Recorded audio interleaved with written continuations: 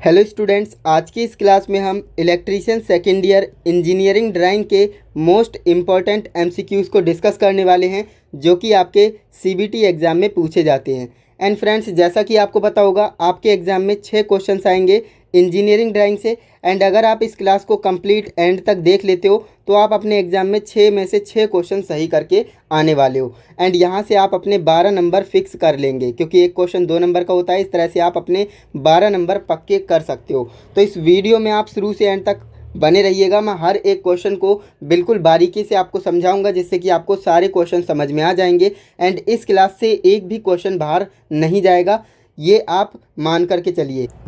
तो चलिए दोस्तों, यहाँ पर फर्स्ट क्वेश्चन देख लेते हैं। फर्स्ट क्वेश्चन हमारे पास कुछ इस तरह से है। इलेक्ट्रिकल और इलेक्ट्रॉनिक सर्किट में माइक्रोफोन यानी सामान्य के लिए उपयोग किए जाने वाले प्रतीक का नाम क्या है। माइक्रोफोन सामान्य का यहाँ पर चिन्ह की बात कर रहा है, तो याद रखेंगे ये वाला साइन होता है किसका, माइक्रोफोन का।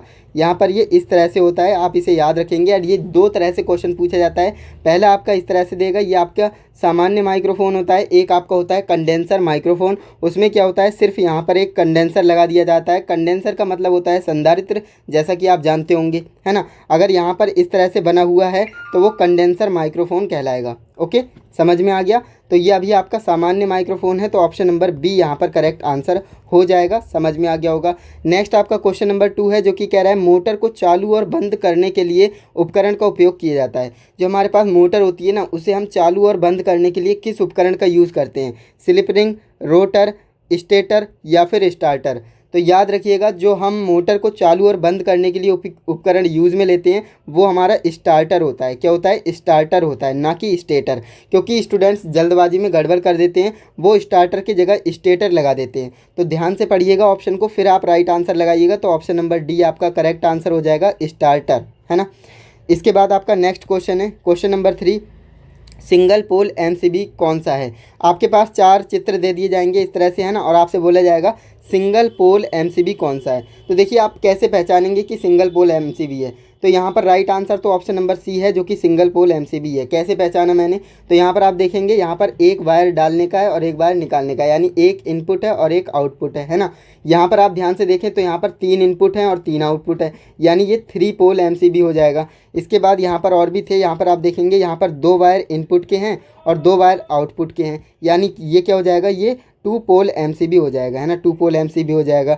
यहाँ पर ये देखिए 4 वायर इसमें डालने के और 4 वायर निकलने के, यानी कि इनपुट में 4 हैं और आउटपुट में भी 4 हैं, यानी ये आपका 4 पोल एमसीबी हो जाएगा।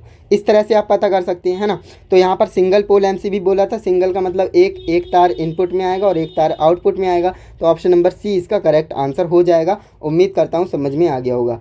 नेक्स्ट आपका क्वेश्चन नंबर 4 है, जो कि आपसे कह रहा है कौन सा भाग स्वचालित लोहे में गर्मी को नियंत्रित करता है।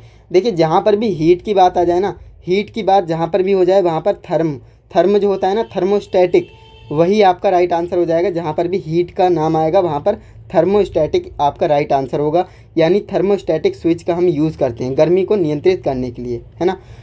हमसे क्वेश्चन में बोला गया था कौन सा स्वचालित भाग जो है लोहे को गर्मी से नियंत्रित करता है, तो वो थर्मोस्टैटिक स्विच होता है, यानी ऑप्शन नंबर सी हमारा राइट आंसर हो जाएगा। नेक्स्ट हमारा क्वेश्चन नंबर 5 है, गेट का नाम बताइए। यहाँ पर आपके सामने एक गेट दे रखा है, एंड गेट आपको पता ही होना चाहिए, क्योंकि यहाँ पर देखिए ये हमारा कौन सा गेट है, यहाँ पर 2 इनपुट हैं एंड ये इस तरह से सिंबल बनाया गया है और एक सिंगल आउटपुट आ रहा है। तो ये हमारा होता है एंड गेट। ध्यान रखेंगे, ये हमारा होता है and gate. Option number C correct है। लेकिन यहाँ पर मैं आपको सभी गेट एक्सप्लेन करूँगा, क्योंकि एग्जाम में हो सकता है आपको ये ना दे करके और गेट दे दे, है ना, और गेट दे दे, या फिर एंड, या फिर एक्सनॉर, या फिर नॉट, कोई भी गेट आपके सामने आ सकता है। तो देखिए, मैं आपको बता देता हूँ, ये तो आपका कौन सा हो गया, ये आपका एंड गेट हो गया। कौन सा, ये आपका एंड गेट हो गया। और गेट कैसे बनता है, तो वो इस तरह से बनता है ना। यहाँ पर मैं ये वाला पेन ले लेता हूँ, सॉरी, यहाँ पर देखिए, अब मैं आपको बता रहा हूँ ये हमारा कौन सा है, ये तो हमारा एंड गेट हो गया, है ना। और गेट कैसे बनेगा, तो और गेट कुछ इस तरह से होता है, 2 इनपुट होंगे एंड उसकी आकृति कुछ इस तरह से होगी, है ना, एक आउटपुट आएगा। तो ये आपका कौन सा हो गया, और गेट हो गया। एंड नॉट गेट कैसे बनता है, तो नॉट गेट इस तरह से बनेगा, उसमें एक इनपुट होगा और एक ही आउटपुट होगा। यहाँ पर ट्रायंगल बनेगा और यहाँ पर गोला आ जाएगा, है ना। तो ये क्या हो जाएगा, नॉट गेट हो जाएगा। तो ये 3 गेट आपके लिए मोस्ट इंपॉर्टेंट है, एंड गेट, और गेट और नॉट गेट। अब इनको मिला करके बनता है, देखिए अगर मैं एंड और को मिला दूँ तो नॉर बन जाएगा, है ना, नॉर गेट। नॉर गेट कैसे बनता है, तो देखिए और गेट को लेंगे यहाँ पर, ये मैंने और गेट को ले लिया, मुझे कुछ भी नहीं करना है, सिंपल यहाँ पर एक गोला लगा देना है, पॉइंट बना देना है, ये हमारा हो जाता है नॉर गेट। कौन सा हो जाता है, नॉर गेट। नैंड गेट बनाना है तो क्या करना है, जैसे कि ये हमारे पास कौन सा है, ये हमारे पास एंड गेट है ना, तो मैं यहाँ पर गोला लगा दूंगा और इस तरह से कर दूंगा तो ये हमारा नैंड गेट बन जाएगा। क्या बन जाएगा, नैंड गेट बन जाएगा। अब यहाँ पर दो चीज़ आ रही है ना, एंड तो हमारा था ही, एन आ गया, एन का मतलब नॉट होता है, नॉट हमारा जीरो से आ जाता है, तो ये हमारा नैंड गेट हो जाएगा। समझ में आ रहा है ना। तो इस तरह से आप पता कर सकते हैं। ये सारे मैंने एक्सप्लेन इसलिए करे हैं क्योंकि कोई भी आपके एग्ज़ाम में आ सकता है ना। तो उम्मीद करूँगा ये आपको समझ में ज़रूर आ गया होगा। तो अभी हमारा राइट आंसर क्या हो जाएगा इसका, जैसा कि मैंने आपको बताया था, ये हमारा एंड गेट है, ऑप्शन नंबर सी हमारा करेक्ट आंसर हो जाएगा। इसके बाद नेक्स्ट हमारा क्वेश्चन नंबर 6 हमसे कह रहा है कि बॉल पिन हैमर कौन सा है। आपके सामने 4 डायग्राम दे दिए हैं, आपसे बोल रहा है बॉल पिन हैमर कौन सा है। क्या आपको ये बॉल पिन हैमर लग रहा है, बिल्कुल नहीं, क्योंकि यहाँ पर आप देखेंगे इसे हम मैलेट कहते हैं, लकड़ी का हथौड़ा है ना, तो इसे हम मैलेट कहते हैं। ये भी हमारा बॉल पिन हैमर नहीं है और ये भी हमारा बॉल पिन हैमर नहीं है, ये हमारा क्लॉ हैमर है एंड ये हमारा स्ट्रेट पिन हैमर है या फिर क्रॉस पिन हैमर है। अब देखिए स्ट्रेट पिन और क्रॉस पिन को कैसे पहचानते हैं, तो अगर आप जैसे ये मान लीजिए ये लकड़ी है, अगर इसके क्रॉस इसके लोहे का जो बना होता है ना, अगर इस तरह से उसका फेस है तो वो स्ट्रेट हो जाएगा, स्ट्रेट। अगर इस तरह से है लकड़ी के क्रॉस में है तो वो क्रॉस हो जाता है ना। तो ये आपने फर्स्ट ईयर में पढ़ ही रखा होगा। फिलहाल ऑप्शन नंबर डी इसका राइट आंसर हो जाएगा। यहाँ पर आप देखेंगे बॉल बनी हुई है तो इसलिए इसे हम क्या कहते हैं, बॉल पिन हैमर कहते हैं। ऑप्शन नंबर डी हमारा राइट आंसर हो जाएगा। नेक्स्ट हमारा क्वेश्चन नंबर 7 है, निम्नलिखित चित्र में बैटन होल्डर पहचानिए। इनमें से 4 ऑप्शन आपके सामने हैं, इनमें से आपको बताना है बैटन होल्डर कौन सा है। तो दोस्तों याद रखिएगा, ये जो आपका है इसे हम क्या कहते हैं, पेंडेंट होल्डर। क्या कहते हैं, पेंडेंट होल्डर कहते हैं। ये जो आपके हैं इन्हें हम क्या कहते हैं, एंगल होल्डर कहते हैं। क्या कहते हैं, एंगल। यहाँ पर ये एंगल में है ना, तो इसे हम एंगल होल्डर कहते हैं। तो हमसे बैटन होल्डर पूछा था, तो बैटन होल्डर हमारा ऑप्शन नंबर ए में है, तो ऑप्शन नंबर ए हमारा राइट आंसर हो जाएगा। क्लियर है। मैं चारों ऑप्शन इसलिए बता करके चल रहा हूँ जिससे कि आपको हर एक क्वेश्चन बारीकी से समझ में आ जाए। नेक्स्ट आपका क्वेश्चन नंबर 8 है, बैटरी के प्रतीक को पहचानिए।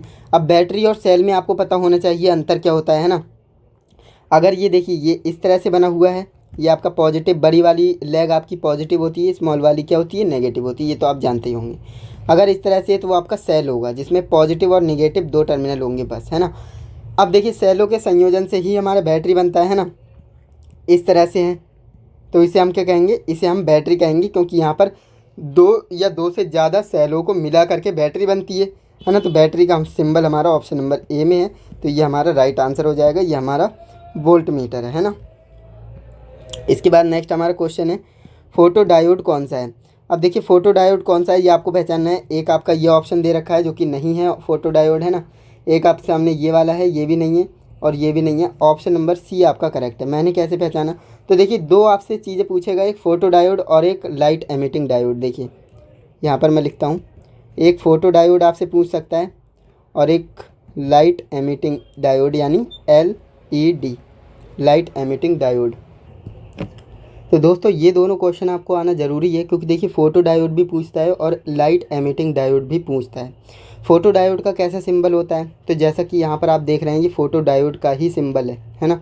यहाँ पर क्या होगा, इस तरह से डायोड बना रहेगा एंड ये जो 2 एरो होते हैं ना, यही पता लगाते हैं कि ये फ़ोटो डायोड है या फिर लाइट एमिटिंग डायोड है। अगर इनका सिंबल कुछ इस तरह से है ना, तो ये आपके क्या हो जाएंगे, फ़ोटो डायोड हो जाएंगे। अगर इनका ही सिंबल कुछ इस तरह से है तो ये आपके क्या हो जाएंगे, लाइट एमिटिंग डायोड हो जाएंगे, है ना। तो ये दोनों को आप कैसे याद कर सकते हैं, इसकी ट्रिक कोई हो तो बता दीजिए। तो बता देता हूँ। देखिए फ़ोटो डायोड, आप अपने फ़ोटो कैमरे, आप अपने फ़ोन में फ़ोटो क्लिक करते हो तो आपका फ़ोटो कहाँ जाता है, फ़ोन में ही तो जाता है, यानी फ़ोन के अंदर आता है ना। तो यहाँ पर ये अंदर आ रहा है, देख सकते हैं, है ना। तो इसलिए ये फ़ोटो डायोड है।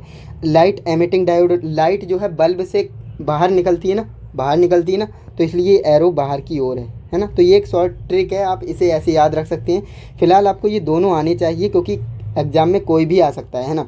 आपसे फ़ोटो डायोड पूछ सकता है या फिर आपसे लाइट एमिटिंग डायोड भी पूछ सकता है। क्लियर है। तो आपको समझ में आ गया होगा ये। इसे मैं यहाँ से रफ़ कर देता हूँ। ये ट्रिक अगर आपको समझ में आई है तो अच्छी बात है ना, वरना आप याद ज़रूर करिएगा इन्हें। तो ऑप्शन नंबर सी हमारा राइट आंसर हो जाएगा। जैसा कि आपको पता है। नेक्स्ट आपका क्वेश्चन नंबर 10 है, वेव फॉर्म को पहचानिए। ये यहाँ पर जो वेव फॉर्म आपको दिख रही है इसे आपको पहचानना है। ये सॉ टूथ वेव फॉर्म है या फिर स्क्वायर वेव है या फिर साइन वेव है या फिर ट्रायंगल वेव है। तो ये आपको बताना है ये कौन सी वेव है। तो देखिए सॉ टूथ वेव कैसी होती है, जो हेक्सो होती है ना उसके दांतों की तरह इस तरह से, है ना, इस तरह से होती है, तो उसे क्या कहते हैं, उसे सॉ टूथ वेव फॉर्म कहते हैं, है ना। स्क्वायर वेव कैसी होती है, ये यहाँ से इस तरह से चलेगा, है ना, इस तरह से, तो वो आपकी क्या हो गई, स्क्वायर, स्क्वायर की शेप में ना, तो इसे हम स्क्वायर वेव कहते हैं। ट्रायंगल वेव कैसी हो गई, ये इस तरह से चलेगी, ये आपकी ट्रायंगल के फॉर्म में होती है, तो ये आपकी ट्रायंगल वेव फॉर्म हो गई। लेकिन ये हमारी कौन सी है, साइन वेव है, जिसे हम साइनोसोडल वेव फॉर्म कहते हैं, है ना। तो ये हमारा ऑप्शन नंबर सी हमारा करेक्ट आंसर हो जाएगा, साइन वेव। क्लियर है। नेक्स्ट आपका 11 नंबर क्वेश्चन है, नोज प्लायर कौन सा है। आपको पहचानना है नोज प्लायर कौन सा है। ये आपका कॉम्बिनेशनल प्लायर हो गया, है ना, ये भी कॉम्बिनेशन प्लायर ही है, लेकिन नोज प्लायर हमारा क्या है, ऑप्शन नंबर डी, है ना। इसकी आप देखेंगे नाक लंबी है, तो ये आपका लॉन्ग नोज प्लायर हो जाएगा, ऑप्शन नंबर डी हमारा करेक्ट आंसर हो जाएगा। क्लियर है। चलिए आगे बढ़ते हैं। नेक्स्ट हमारा 12 नंबर क्वेश्चन है, सुरक्षात्मक उपकरण कौन सा है। आपको बताना है सुरक्षात्मक उपकरण कौन सा है। 4 ऑप्शन आपके सामने है। तो देखिए सुरक्षात्मक उपकरण किसे कहते हैं, जो सुरक्षा करेगा, है ना, उपकरण की सुरक्षा करने वाला ही सुरक्षात्मक उपकरण कहलाएगा। तो रजिस्टर क्या सुरक्षा करता है, नहीं। कैपेसिटी सुरक्षा करता है, नहीं। मैग्नेट सुरक्षा करती है, नहीं। तो फ्यूज आपका राइट आंसर हो जाएगा। फ्यूज आपके उपकरण की रक्षा करता है। कैसे करता है, अब जैसे मान लीजिए आपने अपने घर की जो लाइन आ रही है उससे पहले आपने फ्यूज लगा रखा है, देन इसके बाद आपने अपने घर में वायर को लेकर के गए हैं, सभी उपकरण में दिया है, फैन को, है ना, एलईडी को, या फिर जो भी आपके उपकरण हैं, डिवाइसेस हैं, उनमें आपको दे दिया है। तो ऐसे में क्या होगा, यहाँ पर इसकी कोई रेटिंग होती है, जैसे 2 एम्पियर 3 एम्पियर। अगर इससे ज़्यादा करंट आएगा तो ये क्या हो जाएगा, फ्यूज ब्रेक हो जाएगा और ज़्यादा लाइट आपके आगे नहीं जा पाएगी, जिससे कि आपके उपकरण बच जाएंगे, है ना। तो इसने क्या किया, सुरक्षा की सारे उपकरण की, तो ये आपका सुरक्षात्मक उपकरण हो जाएगा, ऑप्शन नंबर ए, जिसे हम फ्यूज कहते हैं। ओके। नेक्स्ट आपका क्वेश्चन है, कह रहा है कि 250 वोल्ट से कम वोल्टता वाली कहलाती है, यानी 250 वोल्ट से कम वोल्टता है तो उसे हम क्या कहेंगे, एमटी कहेंगे, एलटी कहेंगे, ईएचटी कहेंगे या फिर एचटी कहेंगे। तो इसका राइट आंसर क्या होगा, देखिए एमटी का मतलब मीडियम टेंशन, एलटी का मतलब लो टेंशन, ईएचटी का मतलब एक्स्ट्रा हाई टेंशन और एसटी का मतलब हाई टेंशन।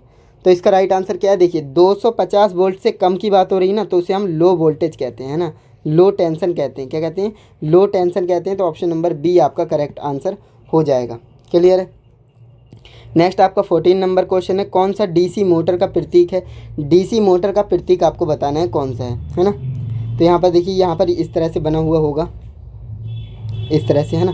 अब यहाँ पर आप ध्यान से देखेंगे ना, तो इसका राइट आंसर क्या हो जाएगा, ये एम क्या दर्शाता है, मोटर को, और जी क्या दर्शाता है, जनरेटर को, है ना। तो एम फॉर मोटर और एम फॉर मोटर, यानी ये दोनों ऑप्शन तो वैसे ही एलिमिनेट हो गए, है ना। इन दोनों में से हमें पता लगाना है कि डीसी मोटर कौन सा है। तो यहाँ पर आप देखेंगे स्ट्रेट लाइन है और यहाँ पर इस तरह से साइनोसॉइडल है। तो यहाँ पर ये तो हमारा एसी का सिंबल होता है और ये हमारा डीसी का सिंबल होता है। तो हमसे बोला था डीसी मोटर, तो हमारा right answer option number A ही हो जाएगा, डीसी मोटर, है ना। और ये हमारा जनरेटर है, अगर यहाँ पर इस तरह से है तो एसी जनरेटर, अगर यहाँ पर इस तरह से है तो डीसी जनरेटर। एंड ये हमारा क्या है, ये हमारा रेजिस्टेंस है, ओम है ना, जो कि आपको पता होगा, ये हमारा ओम का सिंबल है। तो फिलहाल हमारा राइट आंसर ऑप्शन नंबर ए हो जाएगा, डीसी मोटर। नेक्स्ट आपका क्वेश्चन नंबर 15 है, जो कि आपसे कह रहा है लाइन इंसुलेटर की सामग्री क्या है। जो लाइन इंसुलेटर हम बनाते हैं तो वो किस पदार्थ से बनाते हैं, वो आपको बताना है, किस मटेरियल से बनाते हैं। तो याद रखिएगा, वो हम एल्यूमिनियम से नहीं बनाते, कॉपर से नहीं बनाते, रबर से नहीं बनाते, वो हम बनाते हैं पोर्सिलीन से, पोर्सिलीन क्ले से, है ना, जिसे हम चीनी मिट्टी कहते हैं। ऑप्शन नंबर बी हमारा राइट आंसर हो जाएगा, पोर्सिलीन क्ले। नेक्स्ट आपका क्वेश्चन नंबर 16 है, दिए गए चित्र में स्विच को पहचानें। ये आपके सामने एक स्विच दे रखा है, ये कौन सा स्विच है आपको बताना है। तो याद रखेंगे, ये हमारा टम्बलर स्विच होता है। कौन सा होता है, टम्बलर स्विच होता है। ऑप्शन नंबर बी हमारा करेक्ट आंसर हो जाएगा, टम्बलर स्विच। नेक्स्ट आपका क्वेश्चन नंबर 17 है, कह रहा है कि आइडेंटिफाई द 3 पिन सॉकेट। आपको 3 पिन सॉकेट को पहचानना है ना। 3 पिन सॉकेट कौन सा है वो आपको पहचानना है। तो यहाँ पर 2 पिन दिख रही हैं, यानी ये 2 पिन सॉकेट हो गया, है ना। यहाँ पर 3 पिन दिख रही हैं, तो ये आपका 3 पिन सॉकेट हो जाएगा। ऑप्शन नंबर ए आपका करेक्ट आंसर हो जाएगा। ये आपका लैंप का सिंबल हो जाएगा, ये आपका स्टार डेल्टा का सिंबल हो जाएगा, ये आपका 2 पिन सॉकेट का सिंबल हो जाएगा। तो यहाँ पर राइट आंसर हमारा ऑप्शन नंबर ए हो जाएगा, 3 पिन सॉकेट। तो दोस्तों ये आपको अच्छे से समझ में आ गया होगा। इसके बाद हमारा नेक्स्ट क्वेश्चन 18 नंबर है, जो कि हमसे कह रहा है निम्न में से कौन सा नॉट गेट है। नॉट गेट आपको बताना है कौन सा है। तो मैंने अभी आपको बताया ये आपका क्या है, एंड गेट है। ये आपका क्या है, एंड गेट है। ये आपका क्या है, नॉर गेट है ना, और नहीं नॉर गेट है, क्योंकि यहाँ पर गोला आ गया तो इसलिए ये नॉर गेट है। अगर गोला नहीं होता तो और गेट होता है ना। एंड ये आपका कौन सा है, ये आपका नॉट गेट है। कौन सा, नॉट गेट। और नॉट गेट ही हमें पूछा था, तो नॉट गेट हमारा ऑप्शन नंबर सी में है। तो ऑप्शन नंबर सी हमारा करेक्ट आंसर हो जाएगा। एंड ये कौन सा गेट है, एक्चुअल में ये गेट है ही नहीं, क्योंकि ये हमारा डायोड होता है। इस तरह से ये हमारा बना हुआ है ना, तो ये हमारा डायोड है, ये हमारा गेट नहीं है ना। तो ऑप्शन नंबर डी में कंफ्यूज हो जाते हैं स्टूडेंट। तो याद रखिएगा, नॉट गेट में इस तरह से होता है ना। और अगर इस तरह से है तो वो हमारा डायोड होता है, गेट नहीं होता है। क्लियर है। तो ऑप्शन नंबर सी हमारा राइट आंसर हो जाएगा। नॉट गेट हमारा ऑप्शन नंबर सी है। तो अगर आपको इसकी पीडीएफ चाहिए तो आपको करना क्या है, विजिट करना है टेलीग्राम पर डाउनलोड करने के लिए पीडीएफ को। तो पीडीएफ अगर आपको चाहिए तो टेलीग्राम पर जाइए, आरवी ट्यूशन क्लासेस सर्च करिए, वहाँ पर आपको पीडीएफ मिल जाएगी। बिल्कुल फ्री में आप डाउनलोड करके अपनी पढ़ाई कर सकते हो। तो आज की इस क्लास में आपको मैंने कितने क्वेश्चंस करा दिए, 80 क्वेश्चंस करा दिए, जो कि काफ़ी हैं, है ना। इनमें से ही आपको 6 क्वेश्चंस आपको एग्जाम में देखने को मिल जाएंगे। बिल्कुल भी टेंशन नहीं लेना है, यहाँ से आपके 12 नंबर बिल्कुल फिक्स हो चुके हैं, है ना। तो आज के लिए बस इतना ही। मिलते हैं नेक्स्ट इंटरेस्टिंग इन्फॉर्मेटिव वीडियो के साथ। तब तक के लिए जय हिंद, वंदे मातरम।